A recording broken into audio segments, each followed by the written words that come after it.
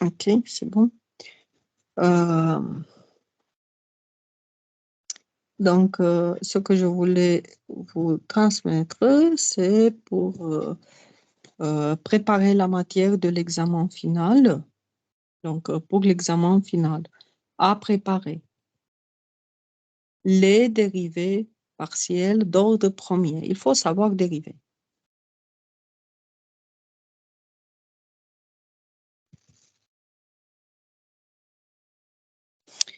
La différentielle,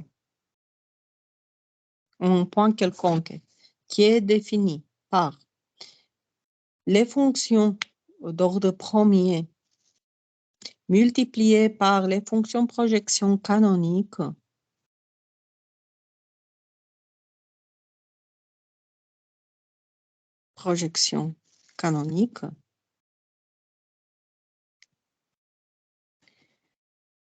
et l'équation du plan tangent.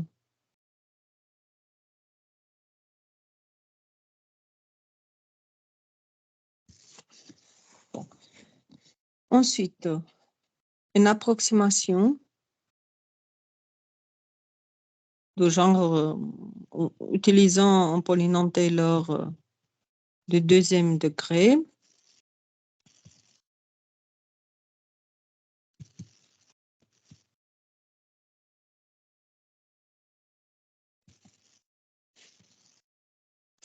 Du genre racine de x plus 1 fois racine cubique de y. Voilà. Il va falloir chercher le point qui vous permettra un calcul facile des valeurs de f, comme par exemple, vous allez prendre x égale 0 et y0 égale 1. Et donc, une approximation qu'on peut demander ici, dans un voisinage de 0,1, on peut avoir 1,001, virgule. Et ensuite, très proche de 1, on peut même considérer des valeurs inférieures à 1, comme par exemple 0,99. En fait, on cherche une approximation. Voilà, et vous pouvez même le travailler, vous entraîner et utiliser la calculatrice pour vérifier combien de décimales avez-vous trouvé à l'aide du polynôme de deuxième degré. Et vous pouvez même essayer avec le polynôme de premier degré pour voir que l'approximation avec le polynôme de deuxième degré est plus fine. Voilà. Ici, bref, il faut connaître les dérivés d'ordre 2. Les dérivés d'ordre 2. C'est pour cela, d'ordre 2, mixte, non mixte. C'est pour cela que je vous ai donné un exercice avec dérivés d'ordre premier, ensuite un exercice avec le dérivé d'ordre 2. Ici, il y a une notion que je ne vous ai pas donnée, mais ça vaut le coup, si jamais vous la rencontrez, pour que vous sachiez de quoi il s'agit, le Laplacien d'une fonction. Donc, disons que f est une fonction définie sur un ouvert ensemble de Rn même, avec des valeurs R. D est un ensemble ouvert, non nul, non vide. Et disons que cette fonction est différenciable jusqu'à l'ordre 2. On peut supposer que f est de classe C2 sur cet ensemble. Alors, le Laplacien de f est noté par delta f, c'est la somme des dérivés partielles secondes non mixtes dxi au carré avec i de 1 à n, c'est-à-dire d carré f par rapport à dx au carré plus d carré f par rapport à dx du carré plus ainsi de suite, d carré f par rapport à dxn au carré. En général, vous allez travailler avec des fonctions en 2, 3 variables, pas plus que ça. C'est le Laplacien.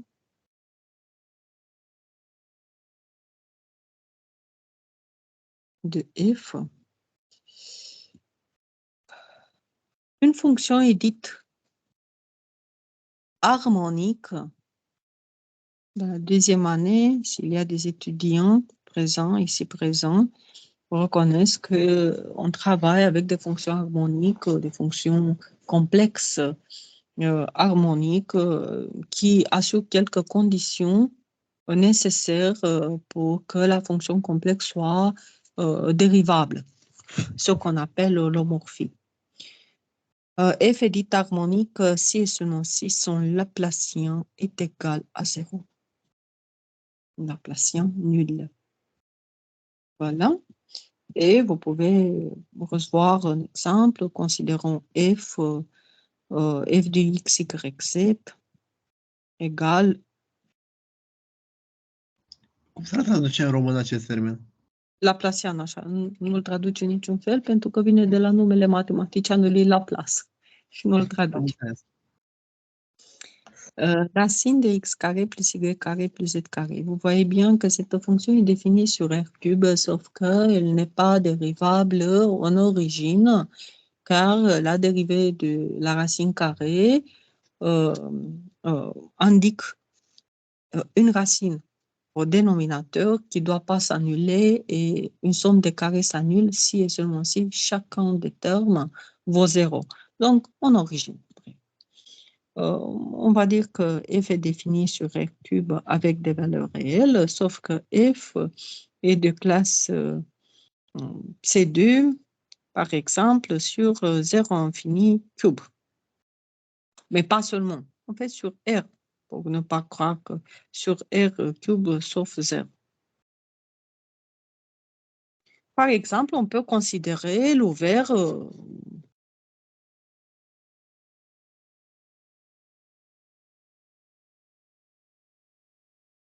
de l'ouvert donné par 0 infini, produit cartésien avec lui-même 3 fois. Donc, c'est 0 infini cube. Delta F vaut combien? On va calculer les dérivées partielles d'ordre premier. Remarquons que cette fonction est symétrique et du coup, si elle est symétrique, il suffit de calculer une seule dérivée par rapport à x, par exemple. C'est 2x sur 2 racines carrées.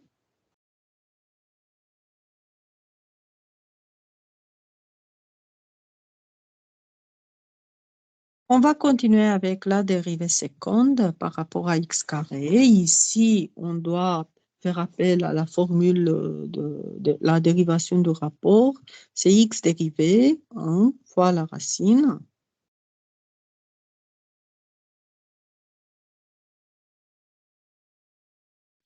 Minus, on tient sur place x et on dérive la racine.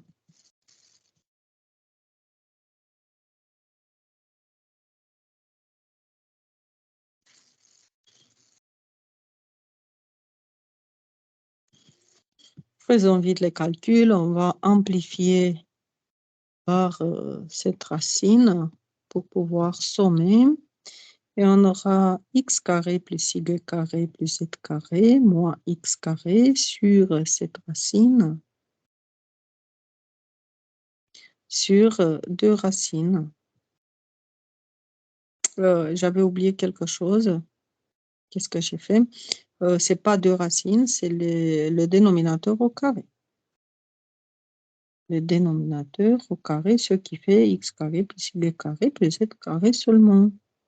X carré va disparaître, donc on obtient y carré plus z carré sur racine fois le dénominateur qu'on avait, c'est en fait x carré plus y carré plus z carré à la puissance 3 demi. Pareil pour les autres, et donc on peut dire que le Laplacien, c'est la somme des carrés. Si la dérivée de f par rapport à x carré, c'est possède au numérateur la somme y carré plus z carré, on va, par symétrie, on va dire que c'est y carré plus z carré une première fois. Pour la dérivée seconde par rapport à y carré, ça sera x carré plus z carré. Et pour la dérivée par rapport à z carré, ça sera x carré plus y carré. Tout sur x carré plus y carré plus z carré à la puissance 3 demi. Ce qui fait, bah, on a deux fois la somme x carré plus y carré plus z carré.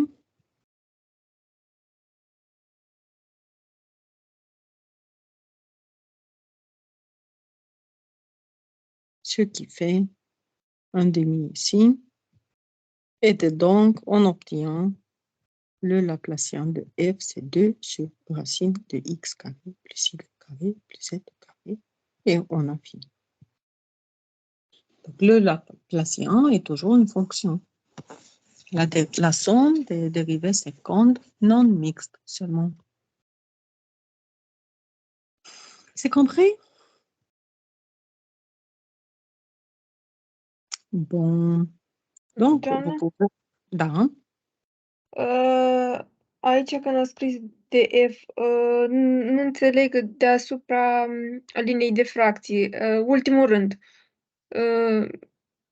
acești termeni de unde sunt? Bon, regardez bien. Donc, Așa. la dérivée par rapport à x carré, c'est y carré plus z carré sur le dénominateur.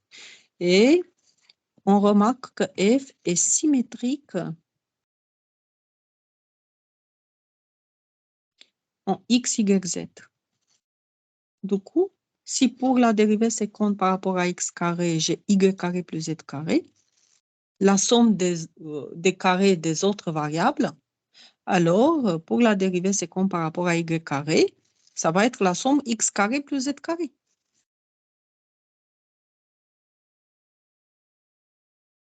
Donc, quand je dérive deux fois par rapport à x carré, j'ai y carré plus z carré. Quand je dérive par rapport à y carré, j'aurai x carré plus z carré.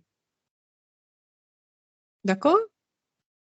Sunt derivatele la Da, deci dacă pătrat. pentru derivat în raport cu x pătrat am y carré, y pătrat plus z pătrat, când o să derivez în raport cu y pătrat, o să am suma celorlalte două, x pătrat cu z pătrat. Da? Da, am înțeles.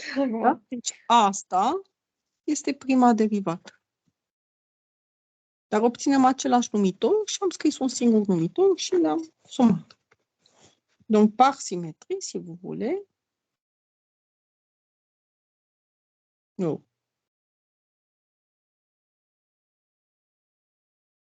D carré par rapport à y carré, par exemple, ça va être x carré plus z carré sur x carré plus y carré plus z carré, tout puissance 3 demi.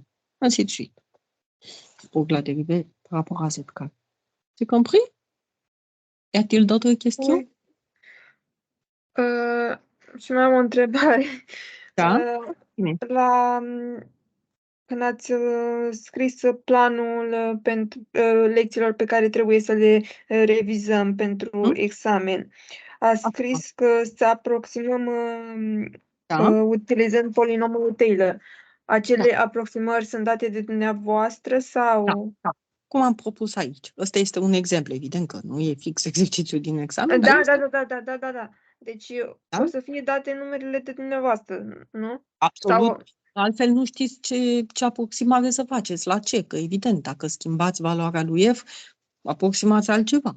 Deci o să vi se dea, aproximați f de cutare utilizând funcția cutare și un polinom Taylor de gradul 2.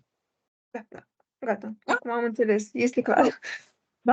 Și ceea ce trebuie să recunoașteți este punctul, pentru că voi știți că aproximarea se face într-o vecinătate a acelui punct, ori dacă finețea se găsește pe la zecimale, 0, și plus că, făcând la mână aproximarea, trebuie să aveți valori cunoscute. Dacă aveți exponențială, trebuie să fie exponențială de 0, pentru că e la 0 vă dă 1 și e singura valoare pe care o știți.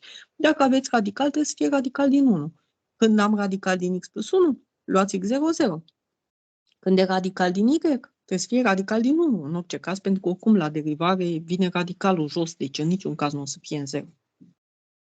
Da? Da. Ok. C'est le deuxième sujet. Le troisième sujet, juste, je vous écris, même si j'ai déjà donné ça sur le tableau aujourd'hui. Le troisième sujet concerne les fonctions en 3 variables, les extrêmes locaux d'une fonction f de x, y, z. Donc, locaux pour une fonction x, y, z. Ce qu'on avait étudié et discuté aujourd'hui, ce matin.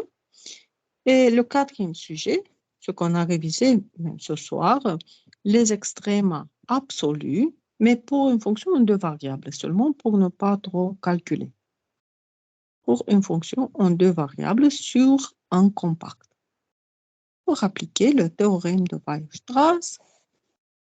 Et bien évidemment que vous êtes laissé libre, appliquer un critère ou l'autre pour tester la nature des points critiques. C'est compris? 4 sujets pour un point chacun. Donc, vous pouvez dès maintenant préparer l'examen final. Et je répète, peut-être il y a des étudiants qui ont manqué le cours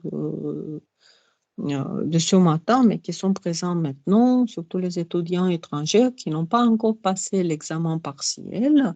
Donc, vous avez cette possibilité. Vous n'êtes pas obligé, mais je vous donne cette possibilité. Dans la première semaine après les vacances, c'est-à-dire à partir du 8 janvier, comme ça, à peu près, pendant le travail dirigé de cette semaine-là, que vous puissiez passer l'examen partiel. Ceux qui n'ont pas encore passé cet examen.